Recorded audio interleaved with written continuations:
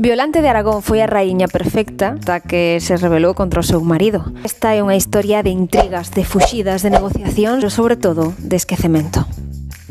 Violante era filla do rei de Aragón, Jaume I, o conquistador, e casou con Afonso X, o sabio, o das cantigas. Pero xa te adianto que todo o instinto que tiña para os temas culturais non o tiña para a política. Negadísimo. Violante e Afonso tiveron 11 fillos e fillas, e o seu matrimonio parecía ir bastante ben.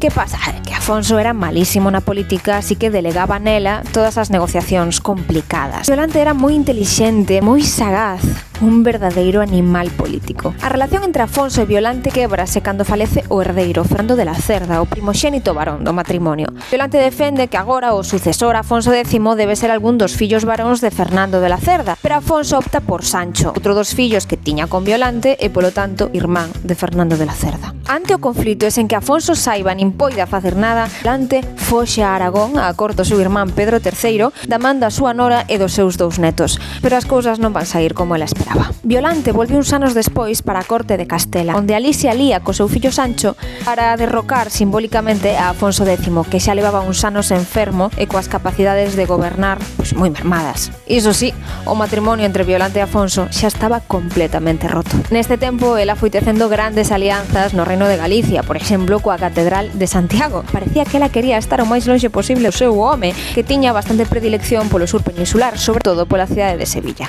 O certo é que tras rebelarse contra o marido, Violante de Aragón quedou por completo no esquecemento. Non se sabe onde foi enterrada, non se sabe onde morreu, ninguén a reclamou. Pese a toda a súa intelixencia e a súa capacidade política, non se volveu saber nada dela. Así que veña, bótame unha man, conta a historia de Violante de Aragón.